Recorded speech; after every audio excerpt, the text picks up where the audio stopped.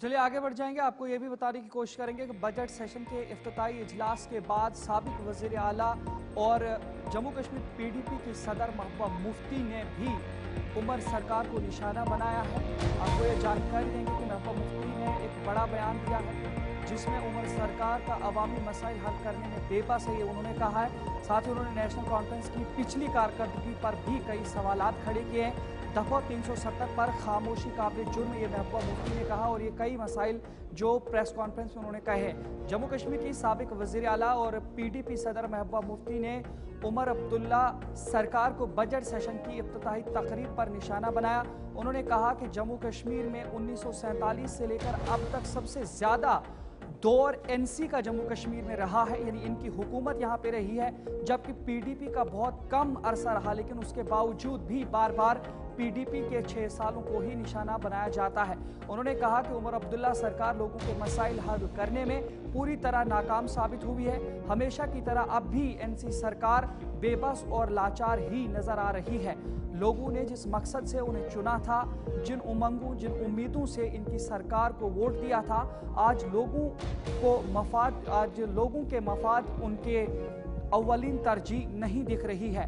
महबूबा मुफ्ती ने इस सिलसिले में कई और भी मसाइल और मुद्दे खड़े किए हैं। इन तमाम चीज़ों के हवाले से आपको महबूबा मुफ्ती की जुबानी सुनाते हैं।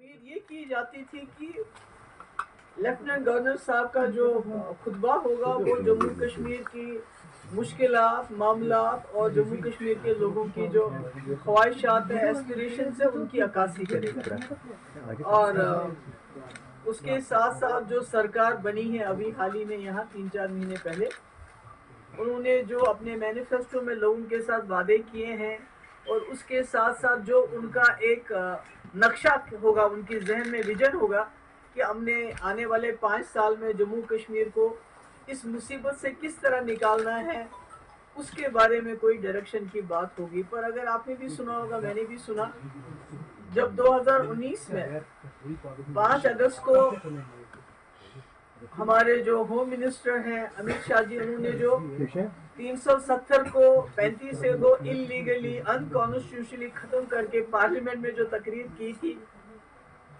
और उसके बाद जितने भी यहाँ LG आए तो उनकी तकरीरें, चाहे 26 जनवरी हो, चाहे कोई फंक्शन हो, चाहे अभी जो हमारे प्रेजेंट LG हैं, इनकी तकरीरों को अगर आप देखेंगे तो मुझे लगता है इस गवर्नर एड्रेस में और उन तकरीरों में कोई फर्क नहीं है।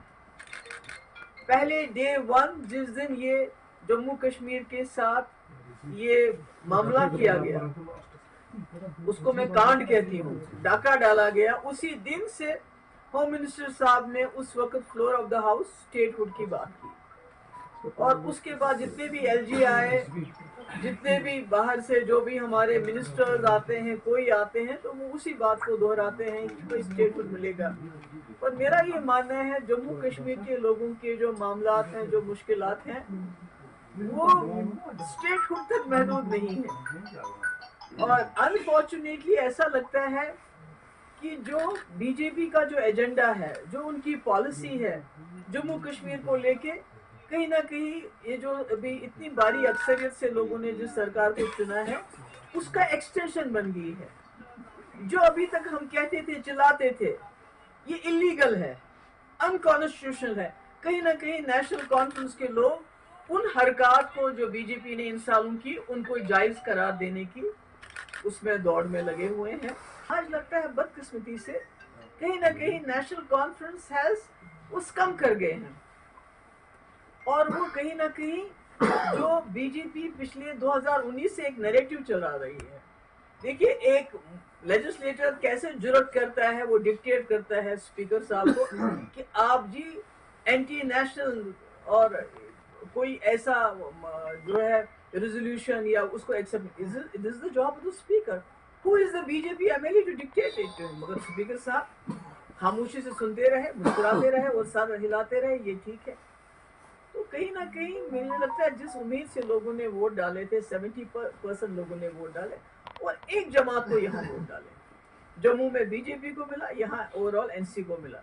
तो कहीं ना कहीं मुझे लगता है कि उनकी, मैं नहीं कहती कि उन्होंने 4 مہینے میں ہی پتہ نہیں کیا کمال کرنا تھا. مگر زبان دیکھیں, بی جے پی 1947 سے 48 جب سے جموں کشمیر کا الحاق ہوا اس کے بعد اسپیشل پوزیشن ملی, تب سے وہ 370 کے مخالف بات کرتے رہے. ان کے پاس کوئی طاقت نہیں تھی. اور آج عمر صاحب کہتے ہیں کہ مجھے 370 بی جے پی سے کیسے لوں گا. تو اگر وہ 70 سال جب ان کے پاس کوئی طاقت نہیں تھی اس کو چھیننے کی بات کرتے رہے, تو کم سے کم آپ 370 زبان پہ لب کشائی کر لیجئے کہ یہ غلط ہوا ہے, یہ نہیں ہونا چاہیے, اس کو ہم ریسٹور, ہم نہیں کہتے ہم اکیلے ریسٹور کریں گے, ہم سب مل جل کے اس کو ریسٹور. مگر میرا یہ کہنا ہے کہ جموں کشمیر اس وقت صرف 370 یا اسٹیٹ ہوڈ کی بات پہ نہیں اٹکا ہوا ہے.